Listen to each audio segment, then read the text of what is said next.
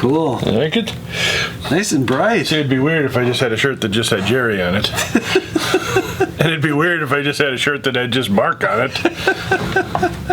So, yeah, it is bright. I was inspired by Rick's shirt. Oh. Yeah. Cool. Military collectible shop on the back. I spelled it not wrong. Yeah, not surprising. And it's nice and soft. Cool. Oh, it is. It is, right? Versus this fiberglass one. Exactly.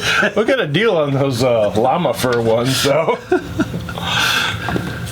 All right, let's give it a shot.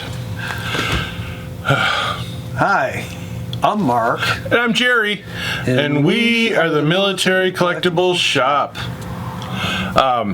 So, this week we've got some stuff in that we want to share with you. We actually got it in last week, but it's been packed away. So we just wanted to go through some stuff real quick, and because it's kind of an interesting grouping.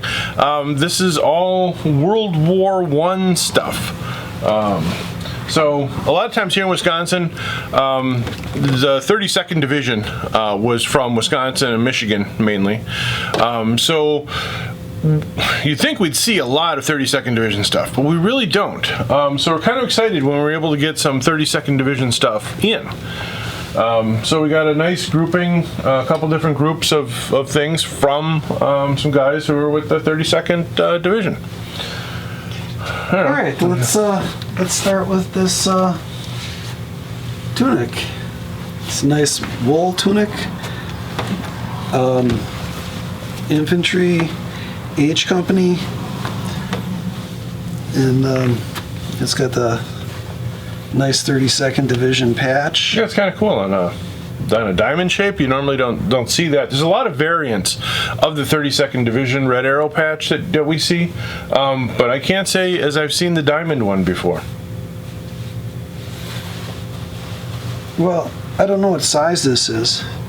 Too small for you. Too small for me. So you've got all these stripes all over this thing. What do these stripes mean, Jerry? It's like glad you asked. 4 different exactly, a whole lot of stripes. Yeah, and again, a lot of times we take this stuff for granted, and I forget that people don't necessarily know what a lot of this stuff actually means. So the red stripe was his discharge stripe, so that means he got out of the service, was honorably discharged. The 2 stripes in the left sleeve, the chevrons, indicate that he had, each one was for 6 months overseas service, so he spent a year overseas.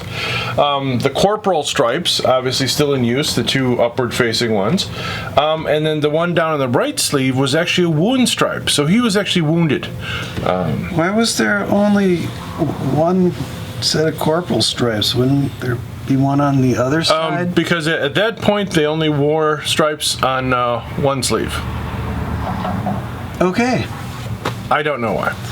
Some of you stripe collectors probably know why. I'm sorry, chevron collectors. I'm not a stripe collector, I'm a chevron collector. Look at this. That one's cool. We have a captain's uniform. With a whistle. Did you want to blow the whistle? I kind of do, but I won't. But it's got the crossed rifles. Yeah, nice infantry. Tailor-made tunic. 3 of those overseas stripes. Right, so 18 months overseas. They must have forgot them there. Yeah. But nice, very nice tailor-made officer tunic, high quality material. It's a nice looking tunic. And with that, I don't necessarily know if it came with it. I don't know if it's going with it, but we got a Sam Brown belt as well, the cross strap belt. So that would look very nice, displayed with that tunic. And as long as we're talking officers, and who doesn't love talking officers? We actually got in an Army officer's visor hat. Now the visor hat is actually named to a different guy. This one was from a medic. who served in World War One. But it would pair up quite nicely, with the tunic. If you just erase the name out of it. Alter history a little bit. Yeah. History. Bah. Oh, wait. And we have this nice lightweight tunic that Yeah, this one's actually really interesting because this is a Red Cross, an American Red Cross tunic. We're missing one of the collar devices, but obviously the Red Cross had a real big presence over in France and here in the States during World War One. They assisted a lot with different things, so a not often found type of tunic, but a group that provided a lot of auxiliary support and help to the Army at the time. And so he's got 3 of those, but these are straight stripes. Yeah, I'm not sure if that corresponds to the time overseas, Maybe, or if he was just a space captain.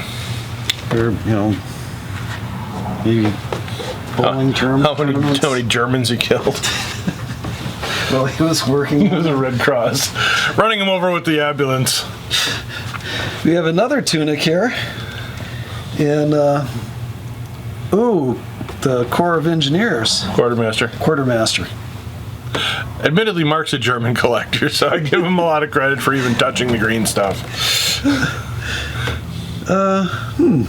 It's a 32nd Division. Can't argue that. It's got that big red arrow. Oh, look at it. It's a big red stripe on there, and the 2 overseas stripes, and the discharge stripe. And this is the kind of patch that I'm more used to seeing, with the World War I red arrow. In this case, kind of a pinky arrow. Not like the red of this shirt. Oh, yeah. Yeah, this is kind of a subdued red. Oh, and this is part of the World War I 32nd Division Quartermaster group. Oh, look at that. So this is his hat. Look at that. It's nice and pointy. They call it the Montana Peak. Ooh, cool. Because it's shaped like the state of Montana. I don't know. I would have liked to see Montana. That's one of my quotes from The Hunt for Red October. Also, one ping only. That's my Sean Connery. Okay. We got a cartridge belt. This one's kind of cool because it's for the BAR, but also for the other rifle. So I think this was like the. He carried extra magazines for the assistant, or maybe because I think there was an assistant gunner and there was like a third assistant gunner. Yeah. So he's the one that picked up the empty brass cases. The first man gets the bar. The second man. Anyways, kind of a harder to find belt. Again, World War I. Nice to find. I don't know why it's marked. Oh, it's Bill Smith. Yeah, okay. We can track that. There's a name we can research, right? And here's another BAR belt. That was cool. And this one's got magazines for the 45, so in case your BAR gets too heavy to carry and you ditch it. And they had this cup, and the idea was that you could stick the buttstock in there and fire it standing, and it was like walking fire. And the gunners thought it was just stupid. And and you got could be replaced with another pouch carrying magazines. And this is a World War I garrison belt. So it's just a garrison belt with a couple of ammo pouches that they would have worn. Obviously on guard duty, you probably only need to shoot about 10 people. Yeah. So any more than that, you better get help. So, but it's one of the things. Again, not often seen. Piece of field gear. So love getting in good field gear. People always like it. It always works well for displays. You can have one of these too. Oh. Again, these are BAR bandoliers. This might be for the third assistant gunner. And this is... There's a right and there's a left. Oh, yeah, look at that. Oh, that's cool. So this is a left. Is that a right? This is a right. Oh. But I was worried that we were going to have two rights and no lefts. Right, we can add it to our single box of boots and our single leggings box. Yeah. Too bad the color, it's like that couldn't have happened during the war. Right, yeah, they were very particular during the war about matching colors up. If colors didn't match, they just threw that right out. Just ask any reenactor. Oh, yeah. Okay. And I wanted to show you these two. I got these in the other day. Actually, I found them at a flea market. But they're kind of fun. These are political buttons. You can hold them. Various political buttons, but these are what are known as flashers because they, as you kind of move, it's kind of got a 3D wording to picture to picture, whatever. These are very cool. And well, Mark actually used to collect a lot of political buttons. He actually worked on Nixon's campaign. Yeah, really. That's how old he is. But I do have a friend who collects political stuff. So political things are actually one of the sort of side things we look for, because then I can trade him political stuff for military stuff. Yeah. Ooh. Ronald Reagan. Yeah, actually, and Jimmy Carter. Nice guy, lousy president. Oh, sorry, no political talk. We have several rules at the shop, and no political talk is one of them. It's a good thing we're not open. Because again, at the Military Collectible Shop, we embrace everyone. We don't care who you are, what your background is, race, creed, religion, height, weight, left-handed people too. As long as you've got money and you're a customer, you're welcome in our store. So that's why we have the no broke people? No broke people. Unless you're bringing stuff in. You jobless people just wait outside. Right. All right. We just insulted another group of people. Another protected group of people. That wouldn't be the first time I've been walked up to HR. Okay. Okay. I'm sure we got more stuff. I mean, we have I know, it's kind of a joke. Yeah.